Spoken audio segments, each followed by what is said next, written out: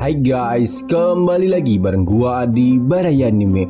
Gimana kabar kalian semua? Wahai para penikmat konten spoiler, semoga kalian selalu diberi kesehatan, dilimpahkan rezekinya, dan dipermudah segala urusannya. Di video kali ini gua mau nerusin kisah perjalanan Mukoda di dunia isekai. Tapi sebelum ke videonya, buat kalian yang suka dengan channel ini, silahkan disubrek aja agar tidak ketinggalan video menarik lainnya dari channel ini. Jika sudah, kita gaskan ke videonya.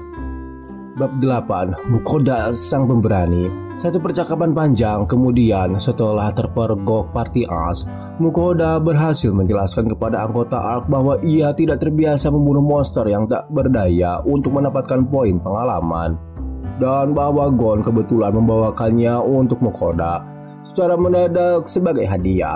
Untuk kali ini penjelasan itu menyelesaikan kesalahpahaman yang terjadi. Kuharap semua baik-baik saja sekarang. Tolong Ark, percayalah padaku kali ini saja, ujar Mukoda. Bagaimanapun ia mengabaikan kejadian malang itu dan mengalihkan perhatiannya ke tugas berikutnya, yaitu menyiapkan makan siang. Mereka menemukan lahan yang relatif kering untuk makan, dan Vel serta Gon juga memasang penghalang, yang berarti mereka akan aman dan sehat apapun yang terjadi. Itu hanya membuat Mukoda memenuhi ekspektasi familiarnya yang rakus dan F-nya yang rakus, yang semua mengawasi setiap gerakannya dengan sesama. Ya, Mukoda tahu apa yang mereka inginkan. Ia ingat betul bahwa familiarnya meminta Mukoda untuk menggunakan Kaisar Dorado dalam menu hotpot.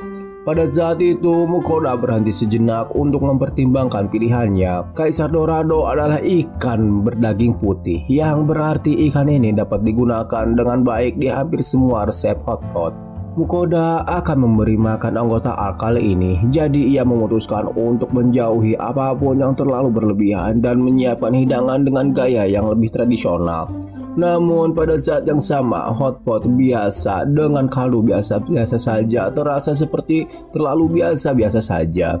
Mukoda pun lalu melihat supermarket online-nya untuk mencari inspirasi sambil berlindung di balik kompor ajaibnya, memastikan bahwa anggota ARC tidak akan melihatnya. Ia menavigasi ke halamannya yang mencantumkan berbagai basis stok hotpot yang sering Mukoda gunakan. Matanya kemudian tertuju kepada sayur mayur yang muncul di halaman Windows-nya. Dengan sayur itu akan menghasilkan hotpot dengan rasa yang relatif ringan, tetapi kaldu sayuran rasanya enak dan cocok dengan daging dan ikan. Mukoda juga memiliki sebagian besar bahan lain yang ia perlukan kecuali jamur. Jamur memberikan peningkatan umami yang besar pada hotpot, jadi ia menganggapnya sebagai bahan penting dan membeli paket jamur shiitake dan shimeji juga. Setelah di check out, pesanannya langsung tiba, dan ia membuka kotak karton untuk mengeluarkan bahan-bahannya di balik kompor ajaib agar tidak dicurigai party ARC. Dengan begitu, Mukoda hanya perlu menyatukan hotpotnya. Ia memutuskan untuk membuatnya dengan kubis Cina, daun bawang, dan wortel yang semuanya ditanam Alban di kebunnya. Alban berasal dari keluarga petani dan tampaknya senang bekerja di ladang. Dia telah menanam segala macam hal di waktu luangnya dan berbagi hasil jerih payahnya dengan Mukoda. Itu adalah pengaturannya yang bagus baginya, terutama mengingat semua yang ditanam Alban sungguh luar biasa lezatnya. Mukoda mulai dengan memotong kubis Cina, daun bawang, dan wortel terbaik di Alban. Ia memisahkan daun kubis dari bagian tengahnya, lalu memotong daun kubis menjadi potongan-potongan kecil dan mengacah bagian tengahnya. Selanjutnya, Mukoda mengiris daun bawang secara diagonal dan mengupas wortel sebelum dipotong menjadi setengah lingkaran. Biasanya ia akan memakan wortel utuh, tapi wortel Alban sangat besar sehingga memotongnya menjadi dua adalah hal yang wajib dilakukan. Setelah itu, Mukoda mengiris bagian bawah batang shiitake dan memotong jamur menjadi dua. Lalu ia juga memotong bagian bawah shimeji, memisahkannya menjadi beberapa batang. Dan setelah sayuran selesai diiris, Mukoda mulai menyiapkan hotpotnya, menuangkan air ke dalam panci, lalu menambahkan kaldu sayur dan merebus campuran hingga mendidih. Pada saat itu, yang harus ia lakukan hanyalah memasukkan bahan-bahannya dan membiarkannya mendidih hingga matang. Mukoda tahu bahwa supnya akan lezat dengan melihatnya menggelembung, tetapi untuk memastikannya, ia memutuskan untuk mencicipi sedikit. Oh, ini bagus sekali. Menurutku ini mungkin hotpot terbaik yang pernah aku buat sejauh ini. Kaldunya tidak terlalu menyengat, tapi rasanya masih sangat dalam. Gumam Mukoda dalam hati. Umami dari sayuran spesial Alban dan jamur telah menyatu dengan kaisar dorado, digabungkan untuk menciptakan sup yang benar-benar nikmat. Mukoda berdiri sana sejenak menikmati rasanya dan kemudian menyadari bahwa kuartet familiarnya yang rakus dan pengikut elf mereka menatapnya sekali lagi. Oh, jangan lihat aku seperti itu. Saya akan menyajikannya sebentar lagi, oke? Kata Mukoda kepada mereka yang membuat mereka merengut padanya. Mukoda merasa cara Fyodora menggabungkan kekuatan dengan familiarnya setiap kali menyangkut makanan terasa sangat alami. Nafsu makan elf itu merupakan kekuatan yang harus diperhitungkan. Setelah selesai, Mukoda menyajikan masakannya yang membuat kuartet rakusnya gembira. Gon yang baru pertama kali merasakan menu hotpot sangat berantusias dengan makan siang kali ini. Jadi ini hotpot, ini sangat lezat seperti yang saya harapkan, gumam Gon. Untuk Vel sendiri, ia memang sangat menyukai hotpot, namun ia memilih-milih apa yang dimakan. Mukoda pun memarahi Vel karena Alban mencurahkan isi hatinya dan jiwa untuk mengembangkan hasil sayurannya. Akan tetapi Vel tidak mendengarkannya dan asik makan hotpot daging Kaisar Dorado. Haruskah kita melalui hal ini setiap saat? Setiap kali makan, kamu menyuruhku makan sayur, dan setiap kali makan, aku bilang aku membencinya. Vel menggerutu dengan kesal. Mendengar itu, Mukoda pun memberitahu jika setiap kali makan, Vel memerlukan diet seimbang.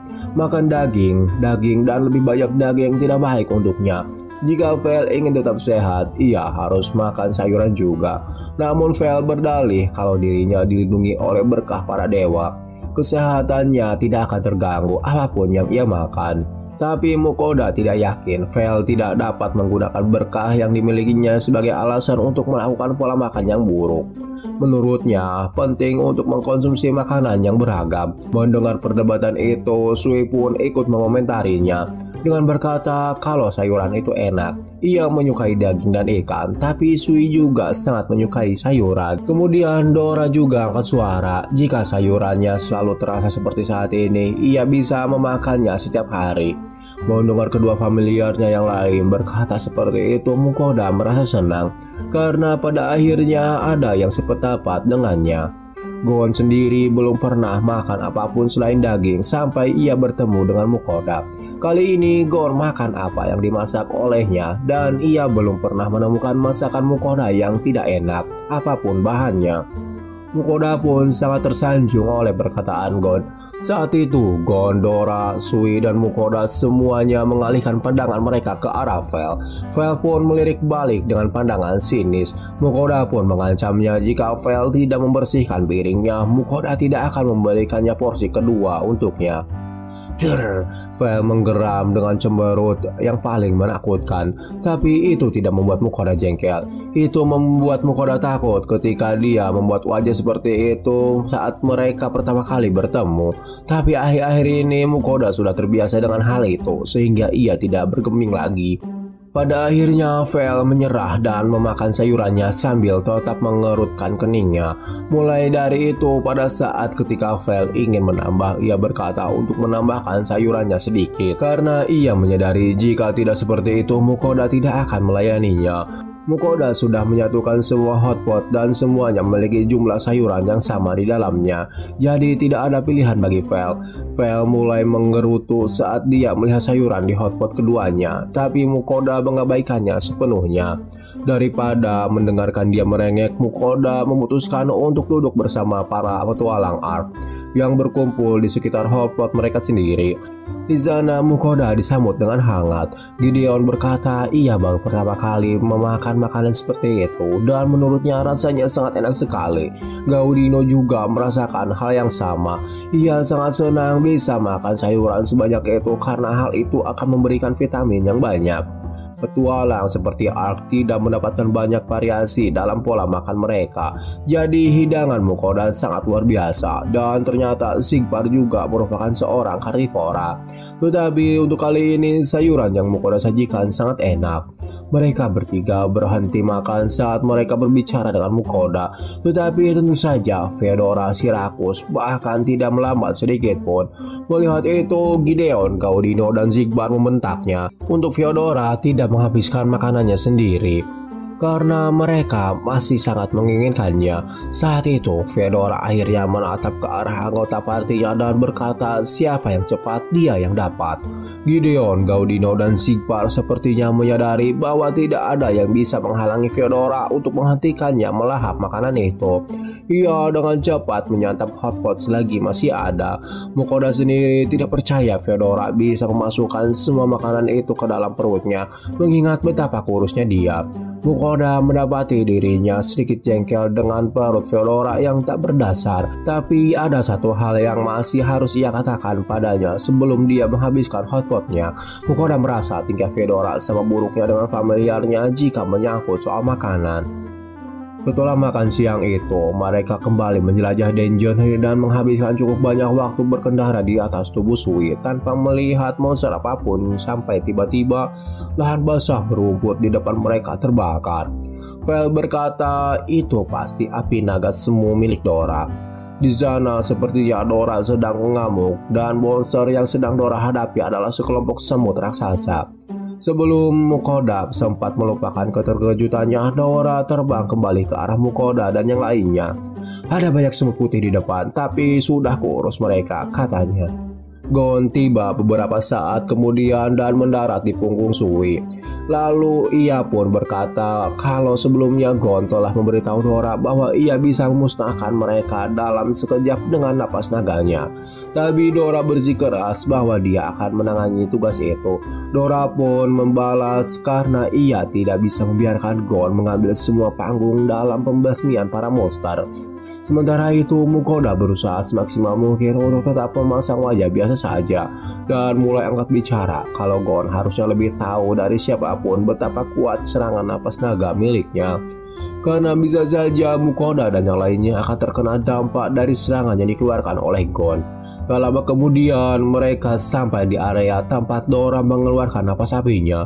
Sekarang setelah Mukoda mendekat, ia bisa melihat sekarang semut terbakar hingga hangus. Dan ada sekitar 10 monster putih mirip semut sepanjang 1 meter di sekitarnya juga terbakar tetapi masih bergerak menjauh. Ngomong-ngomong, sarang semut yang mirip batu besar itu jika dilihat dari dekat tampak seukuran bangunan 10 lantai. Tunggu, bukankah itu Raya Pembunuh? Gaudino berkomentar. Alisnya berkerut. Mukoda pun bertanya kepada Gaudino apakah ia mengetahui tentang monster itu. Gaudino menjelaskan bahwa dia pernah melihat Raya Pembunuh ketika dia baru saja menjadi seorang petualang. Sebuah desa telah melaporkan kepada guil petualang bahwa ladang mereka telah dikuasai oleh monster putih mirip semut yang melahap hasil panen mereka, dan meminta agar sebuah kelompok dikirim untuk memusnahkan mereka. Monster semut adalah individu berperingkat sangat rendah, tetapi jika melihat salah satu dari mereka, maka dapat dipastikan bahwa akan ada sarang mereka di suatu tempat di dekatnya. Itu berarti bahwa pekerjaan itu akan membutuhkan sekelompok petualang yang cukup berpengalaman untuk menanganinya. Jadi guild telah memutuskan untuk mempercayakan kepada kelompok yang relatif baru yang baru saja naik ke peringkat B dalam waktu yang sangat singkat. Mereka 2 atau 3 tahun lebih tua dari Gaudino, tapi semua orang mengatakan bagaimana mereka akan mencapai peringkat A dalam beberapa waktu ke depan. Beberapa orang bahkan mengatakan hanya masalah waktu saja sebelum mereka mencapai peringkat S. Gaudino sendiri juga mengagumi mereka. Semua detailnya sepertinya kembali padanya saat dia menceritakan kisahnya. Dia telah menunggu untuk mendengar tentang kemenangan parti peringkat B yang dikirim ke desa itu. Tapi kemudian, seminggu berlalu tanpa ada kabar dari mereka. Guild punya banyak kepentingan dalam masa depan parti itu, jadi mereka melakukan misi untuk memeriksanya. Begitulah cara Gaudino dan pihaknya yang bekerja sama dengannya saat itu terlibat. Ketika Gaudino dan rombongannya tiba di desa tersebut, mereka mendapati desa tersebut benar-benar ditinggalkan. Tentu saja itu terasa aneh bagi mereka, tapi mereka tetap memutuskan untuk menyelidiki lebih lanjut dan melanjutkan perjalanan ke dalam hutan yang terletak di luar ladang yang telah dirusak monster. Tidak lama kemudian, Mereka menemukan apa yang hanya bisa mereka gambarkan sebagai sarang semut berbentuk menara yang menjulang di area tersebut. Dikelilingi oleh banyak sekali makhluk mati berwarna putih dan mirip semut. Di sana terdapat sekelompok semut dan mayat-mayat yang sudah dikunyah dari seluruh kelompok peringkat B. Beberapa monster semut putih masih hidup dan masih memakan tubuh para petualang malang yang terpotong-potong. Pada saat itu Gaudino dan rekannya masih anak-anak berusia 15 dan 16 tahun. Baru saja keluar dari pertanian dan pemandangan seperti itu terlalu berat untuk mereka tanggung. Mereka adalah kelompok beranggotakan 4 orang yang akan menjalani misi itu. Tapi setelah misi itu selesai, hanya Gaudino satu-satunya yang masih memaksakan dirinya untuk terus bekerja sebagai seorang petualang. Beberapa waktu kemudian, Gaudino mengetahui bahwa apa yang dia anggap sebagai semut putih sebenarnya adalah spesies monster yang dikenal sebagai raya pembunuh. Raya pembunuh jauh lebih ganas dan rakus dibandingkan monster semut pada umumnya. Dan sebagai hasilnya mereka memiliki peringkat yang jauh lebih tinggi. Konon terakhir kali mereka terlihat di kawasan itu adalah sekitar 30 tahun yang lalu.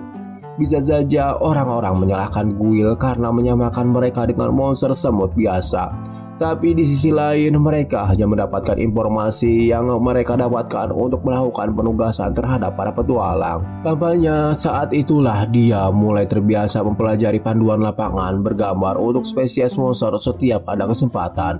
Mukoda selalu tahu bahwa berpetualang adalah profesi yang keras, tapi harus melihat hal seperti itu saat remaja tidak heran kebanyakan dari mereka berhenti. Bagaimanapun Gaudino pantas mendapatkan banyak pujian karena dia tidak berhenti menjadi seorang petualang setelah itu. Intinya adalah Gaudino punya sejarah dengan raya pembunuh dan melihat mereka musnah dengan mudah adalah hal yang sangat menarik untuk dicermati. Mukoda pun menimpali jika familiarnya memang sangat kuat dan bertanya apakah mereka akan langsung melanjutkan perjalanan. Tapi sepertinya Gaudino tidak akan terburu-buru untuk pergi karena para monster itu banyak meninggalkan item drop berupa rahang bawah. Mukoda bahkan tidak menyadari sampai Gaudino menunjukkannya. Tapi sebenarnya ada beberapa benda runcing berwarna coklat muda berserakan di area tersebut. Tapi Mukoda tidak mengambil semuanya karena itu akan merepotkan. Gaudino menatap Mukoda seolah ia tidak menyangka kalau item dropnya itu menjadi miliknya semua. Karena setahu Gaudino, rahang rayap pembunuh sangat berharga. Masyarakat mengolahnya menjadi pisau. Mereka memiliki keunggulan yang luar biasa dan jika memolesnya dengan baik, mereka akan mendapatkan kilau yang membuatnya menjadi bahan yang bagus untuk karya seni. Mukoda pun mulai menilai item drop itu yang bernama Mandibula Raya Pembunuh. Ringan, kokoh, dan cocok digunakan sebagai bahan pembuatan pisau-pisau. Berkilau saat dipoles sehingga berguna untuk tujuan artistik juga. Setelah membacanya, Mukoda mulai tertarik dengan barang itu dan akan mengambil satu karung saja untuk oleh-oleh. Gaudino pun bertanya bagaimana untuk sisanya, dan jika tidak Mukoda ambil maka ia akan mengambilnya. Gideon, Sigma, dan Feodora semuanya tetap diam dalam percakapan sambil menatap Mukoda sebanyak-banyaknya dan melompat dari punggung Sui untuk pergi mengambil rampasan mereka. Mukoda juga membantu party Ark memunguti item drop karena jumlahnya yang cukup banyak. Sebelum ia bisa bergabung dalam upaya pengumpulan item dropnya, Sui menyusut ke ukuran normal lalu berkata, "Hei Tuan, bisakah Sui menjelajahi sarang semut ini?" Tapi apa yang dilakukan Sui menurut Mukoda itu sangat berbahaya. Namun Sui menginginkan karena sepanjang hari dia hanya menjadi kendaraan bagi Mukoda dan yang lainnya. Ia juga ingin seperti Dora yang telah beberapa kali bertarung. Karena kasihan pada Sui, tapi juga sangat khawatir, Mukoda lalu melirik ke arah Vel dan menanyakan dia pasti merasa bosan karena terus berdiam diri. Jadi Mukoda menyarankan Vel untuk menjelajahi sarang rayap itu bersama Sui. Vel pun merespon dengan menaikkan alis matanya dan menyuruh Mukoda untuk lebih memperhatikan jalan masuk ke dalam sarangnya. Perhatikan gundukan itu lebih dekat, terutama pintu masuknya. Apakah ukurannya terlihat cukup besar sehingga saya bisa muat dengan nyaman di dalamnya? Gumam Vel kepada Mukoda. Kemudian Gon angkat bicara jika ia khawatir walau mengecilkan tubuhnya lagi takutnya tetap tidak akan muat. Gon berkata mendahului Mukoda bahkan sebelum Mukoda memintanya. Karena kedua kakaknya tentu saja tidak akan bisa menemani Sui, Dora yang hampir memiliki ukuran tubuh yang sama dengan Sui mengajukan dirinya untuk menemani Sui menjelajahi sarang rayap itu. Dengan senang hati Sui menerimanya karena dengan begitu ia dapat merasakan sensasi perburuan kali ini. Dan begitu saja mereka berdua pergi ke gundukan sarang rayap sebelum Mukoda sempat menyampaikan sepatah kata pun. Di sisinya, Vel menggeram kesal melihat Mukoda yang memperlakukan Sui seperti anak kecil. Walau umurnya masih muda, tapi Vel mengakui Sui adalah slime yang langka. Beberapa waktu berlalu, Mukoda menghabiskan beberapa waktu mondar-mandir dengan gelisah di depan terowongan tempat Sui dan Dora masuk. Ia baru tersadar dari lamunannya ketika mendengar Gaudino mendengus di dekatnya. Dia kembali dengan karung yang tampak sangat besar dan kuat yang baru saja dia gantungkan di tanah. Gideon, Sigvar, dan Fyodora juga kembali. Mereka masing-masing membawa karung yang tampak penuh sekali. Sekali lagi terima kasih Mukoda, kata Gaudino diikuti anggota lainnya. Mukoda tahu dari ekspresi mereka saja bahwa mereka mendapatkan hasil tangkapan yang cukup banyak. Gaudino bertanya kepada Mukoda di mana hasil pengumpulan item drop miliknya. Lalu Mukoda menjelaskan bagaimana Dora dan Sui masuk ke dalam sarang rayap, membuatnya terlalu khawatir untuk berpikir tentang mengumpulkan bagian-bagian monster. Di sana Gaudino merasa aneh melihat Mukoda yang sangat khawatir padahal menjelajahi dungeon yang berbahaya adalah tujuan mereka. Akan tetapi Mukoda berdalih kalau Sui itu masih anak-anak sambil merengek seperti seorang bayi. Kenapa kamu menangis seperti itu? Tolong dengarkan aku, lihat mereka kembali, kata Vel. Mukoda lalu berputar dalam sekejap untuk melihat gundukan rayap. Sui dan Dora berteriak dengan senang. Mereka berhasil membunuh semua rayap yang ada di dalam sarang. Dua familiarnya yang lebih kecil muncul dari gundukan itu dan Mukoda segera menarik slime itu ke dalam pelukan eratnya, menggosokkan pipinya ke slime itu. Sui kemudian memberikan Mukoda sesuatu, mengulurkan tentakelnya yang di dalamnya terdapat batu ajaib seukuran marmer dan semacam batu berwarna keputihan yang terakhir berbentuk bulat telur. Panjangnya sekitar 5 cm dan sangat berkilau. Rayap besar yang kami kalahkan menjatuhkan benda-benda itu, Dora menjelaskan. Mukoda pun mengucapkan rasa terima kasihnya kepada mereka, tapi ia lebih bersyukur mereka telah kembali dengan selamat.